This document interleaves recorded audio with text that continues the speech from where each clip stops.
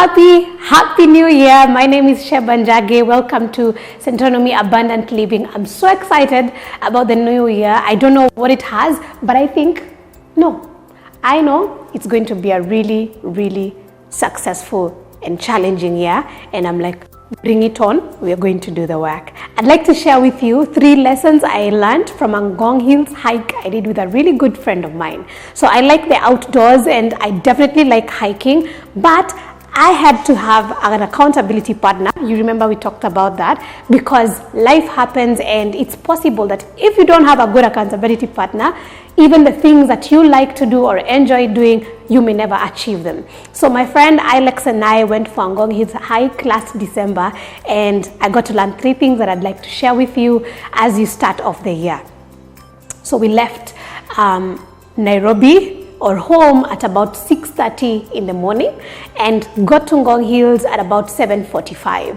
And let me tell you, friends, the fog was so thick. I have never seen that amount of fog in my life. We couldn't even just see each other. It was that bad.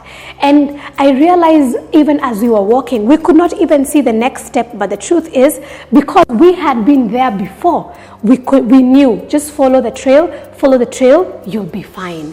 And so what I learned from the fog is, with life, there are certain things that or situations that happen that are representative of fog in the journey of life. And the thing is, we have to keep reminding ourselves, instead of going back, let me just follow the path. You know what? I've been through this before. I've gone through dark time before. I've gone through a foggy time before. And as long as I follow the track, I will get to where we were. Luckily, the fog didn't last forever.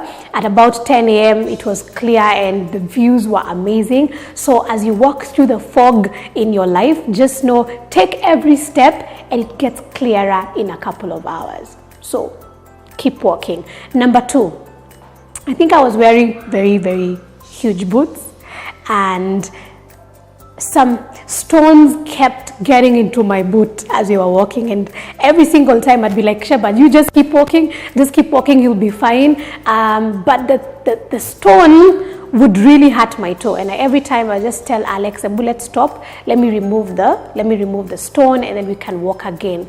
Thing is, ladies and gentlemen, as you walk, there are certain stones that will get into your boot as you're walking. You know, it could be fear, it could be sickness, it could be someone just interfering, or different external factors.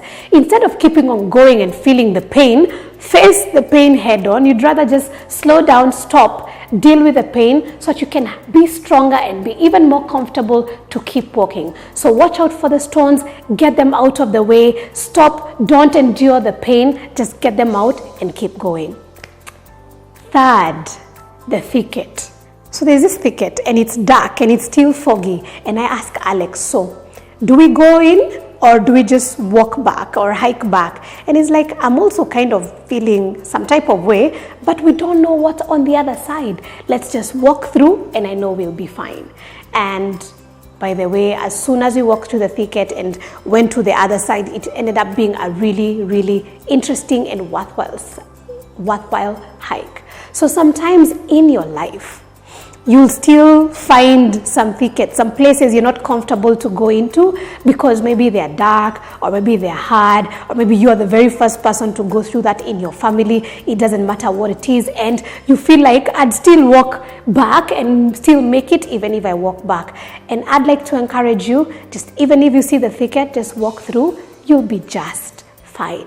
So those are my 3 lessons from the Ngong Hills hike. It was really interesting, amazing. I thank God that I had an accountability partner. As you walk into 2020, get your accountability partner for all the goals that you have, and then keep tabs of each other, and also track the lessons for each and every of your experience. See you next week.